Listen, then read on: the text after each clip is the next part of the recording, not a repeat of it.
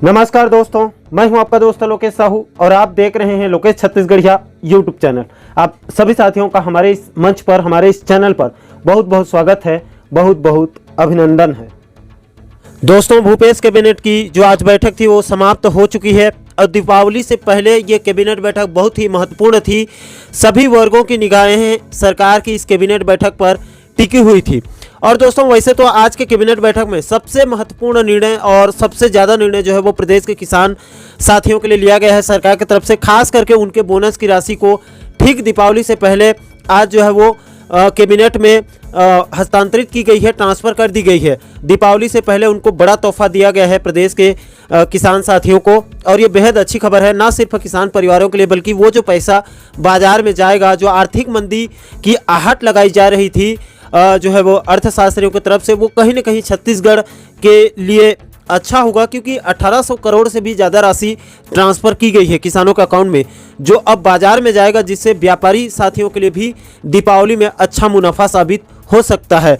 पूरे प्रदेश के लिए ये बेहतर होगा। और दोस्तों, इसमें प्रदेश के कर्मचारी वर्गों के लिए भी, वैसे तो उनकी उम्मीदें बहुत कम थी आज के कैबिनेट बैठक में, लेकिन 3 महत्वपूर्ण निर्णय लिए गए हैं जिसको मैं बिल्कुल शॉर्टकट में आपको बताने वाला हूं। देखिए, सबसे पहले जो निर्णय है उनके लिए आबकारी विभाग से 3 विभागों से अलग अलग निर्णय लिया गया है, यानी कि 3 उनके लिए निर्णय लिया गया है कर्मचारी साथियों के लिए।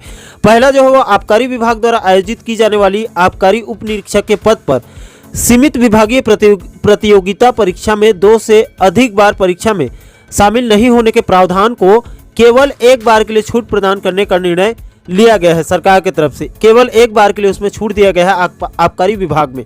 और राज्य कर विशेष आयुक्त के पद पर पदोन्नति हेतु निर्धारित आहार्यकारी सेवा अवधि 5 वर्ष में केवल एक बार के लिए 2 वर्ष की छूट प्रदान करने का निर्णय लिया गया है।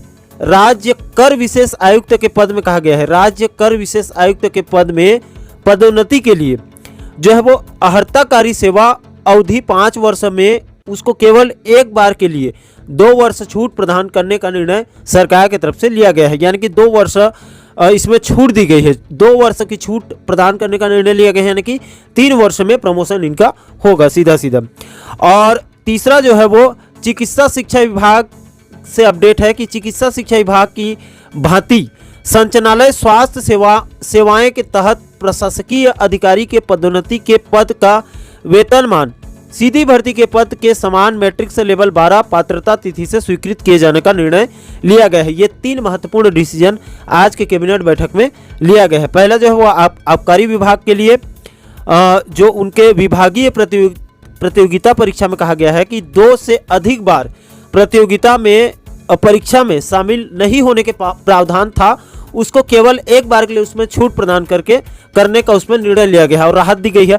और दूसरा, राज्य कर विशेष आयुक्त के पद के पदोन्नति हेतु 5 वर्ष की अर्हताकारी सेवा थी, उसको 3 वर्ष एक बार के लिए किया गया है, यानी 2 वर्ष उसमें छूट दी गई है।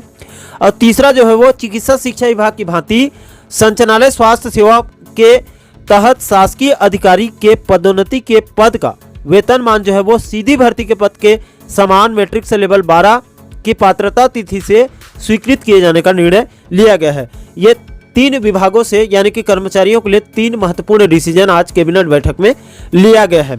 आशा करता हूं दोस्तों आप बिल्कुल कम शब्दों में इन तीनों अपडेट को अच्छे से समझ गए होंगे। इन तीनों अपडेट पर और आज के कैबिनेट बैठक पर आपकी क्या राय है, नीचे आप कमेंट सेक्शन में अपनी प्रतिक्रिया जरूर साझा कीजिए। और साथ ही साथ प्रदेश के महत्वपूर्ण मुद्दों पर आगे भी आप वीडियो देखना चाहते हैं तो हमारे साथ आप बने रहिए।